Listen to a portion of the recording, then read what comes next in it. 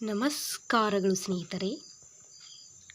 ಇವತ್ತಿನ ಈ ತರಗತಿಯಲ್ಲಿ ಅಕ್ಕಮಹಾದೇವಿಯವರು ಬರೆದಿರುವಂತಹ ವಚನ ಬೆಟ್ಟದ ಮೇಲೊಂದು ಮನೆಯ ಮಾಡಿ. ಈ ವಚನ ತುಂಬ ಇಂಪಾರ್ಟೆಂಟ್ ಆಗಿರುತ್ತದೆ ಸ್ನೇಹಿತರೆ. ಪರೀಕ್ಷೆ ದೃಷ್ಟಿಯಿಂದ ಈ ವಚನ ತುಂಬ ಇಂಪಾರ್ಟೆಂಟ್ ಆಗಿರುತ್ತದೆ. ಅದಕ್ಕಾಗಿ ವಿಡಿಯೋನ ಕೊನೆಯವರೆಗೂ ನೋಡಿ.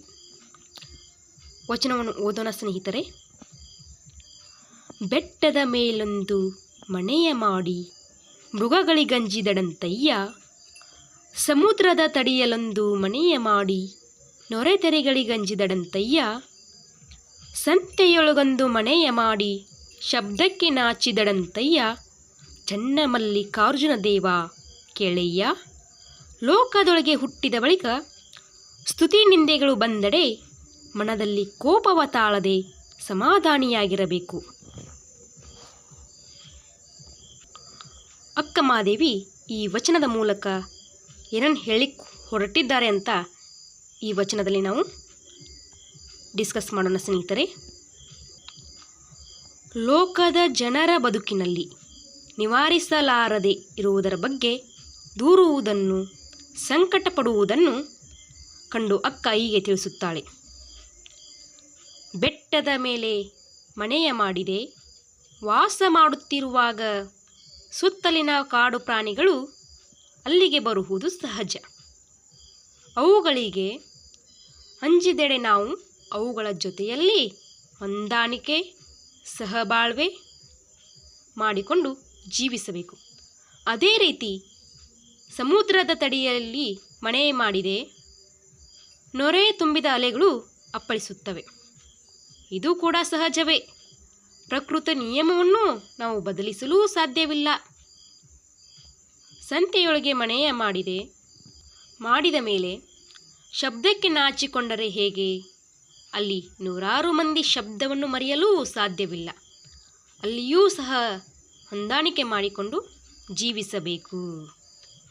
ಇದೇ ರೀತಿಯಾಗಿ ಸಂಸಾರದಲ್ಲಿ ಹುಟ್ಟಿದ ಬಳಿಕ ಜನರು ನಮ್ಮನ್ನು ಸ್ತುತಿಸುತ್ತಾರೆ, ನಿಂದಿಸುತ್ತಾರೆ. ಇದು ಲೋಕದ ಸಹಜವಾದ ಗುಣವಾಗಿರುತ್ತದೆ.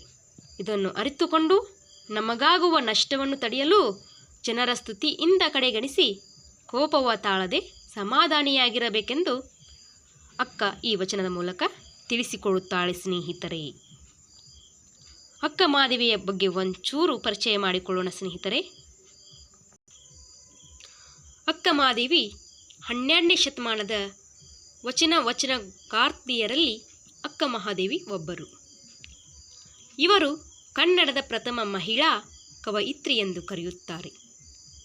ತಂದೆ ನಿರ್ಮಲ ಶೆಟ್ಟಿ ಮತ್ತು ತಾಯಿ ಸುಮತಿ ದಂಪತಿಗಳ ಮಗಳಾಗಿ ಕ್ರಿಸ್ತಶಕ 1130ರಲ್ಲಿ ಜನಿಸುತ್ತಾಳೆ. ಅಕ್ಕನ ಹುಟ್ಟೂರು ಶಿವಮೊಗ್ಗ ಜಿಲ್ಲೆಯ ಶಿಕಾರಿಪುರ ತಾಲೂಕಿನ ಶಿರಾಳಕೊಪ್ಪದ ಉಡುತಡಿ. ಅಕ್ಕಮಹಾದೇವಿಯು ಸ್ವಾಭಿಮಾನದ ಪ್ರತೀಕ ಹಾಗೂ ಸ್ತ್ರೀವಾದಿ ಚಳುವಳಿಯ ನಿಜವಾದ ಪ್ರತಿಪಾದಕಿಯಾಗಿದ್ದಾಳೆ.